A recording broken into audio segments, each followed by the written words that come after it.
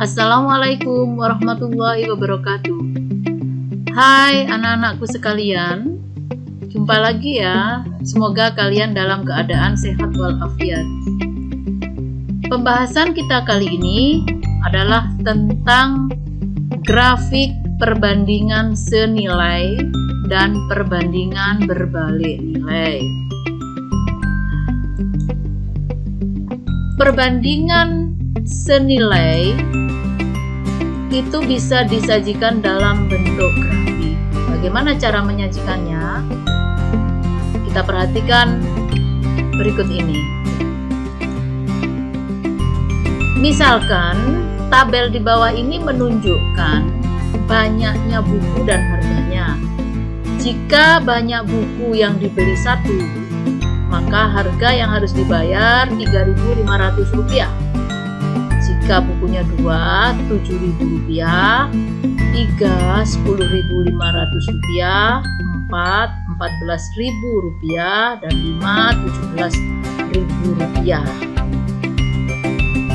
Tentu kalian masih ingat bahwa perbandingan senilai jika pada tabel yang sebelah kiri ini nilainya naik, dari atas ke bawah naik, maka yang sebelah kanan itu juga dari atas ke bawah naik. Data dari tabel ini akan kita gambar pada grafik. Bagaimana ya kira-kira gambar grafiknya? Perhatikan grafik berikut ini. Ya.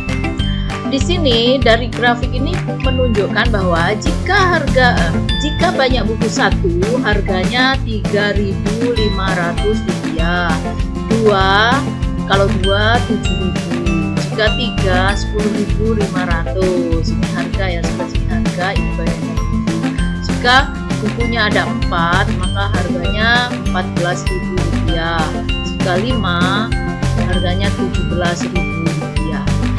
Dari grafik ini diagramnya berbentuk diagram garis, terlihat bahwa semakin ke kanan semakin naik. Jadi kalau nilai yang di bawah ini ya, banyaknya buku, ini angka-angka di sini 1, 2, 3, 4, 5 semakin banyak, maka harga yang harus dibayarkan itu juga semakin besar, sehingga grafiknya seperti ini, naik ke atas seperti ini.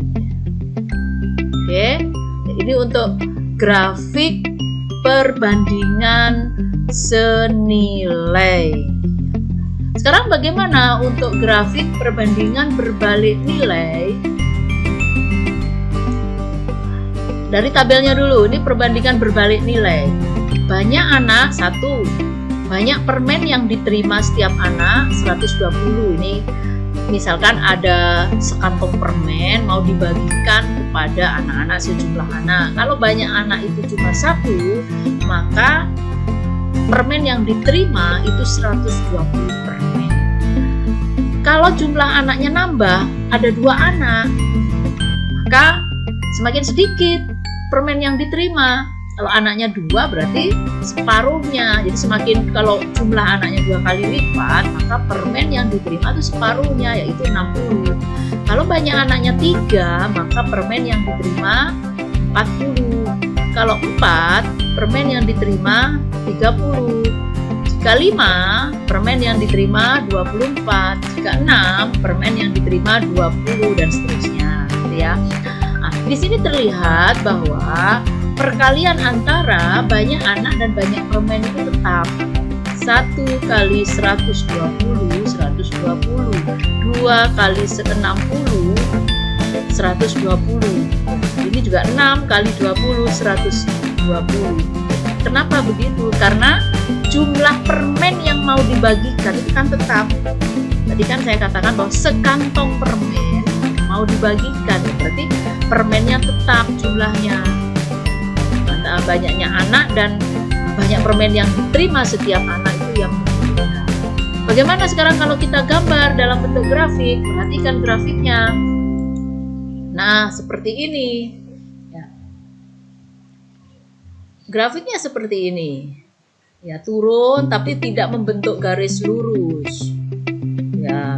Jadi semakin naik ya, jadi semakin banyak jumlahnya anak, maka banyaknya permen yang diterima semakin sedikit. Ini kalau banyak anaknya 1, permen yang diterima setiap anak 120.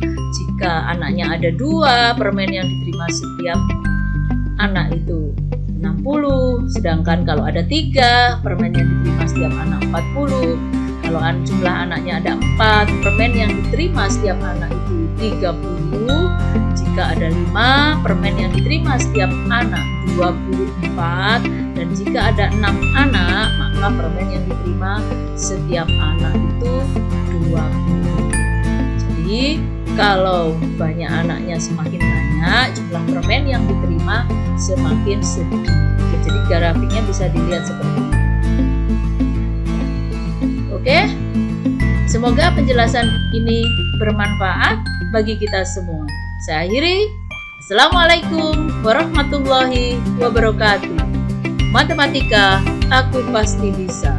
Yes.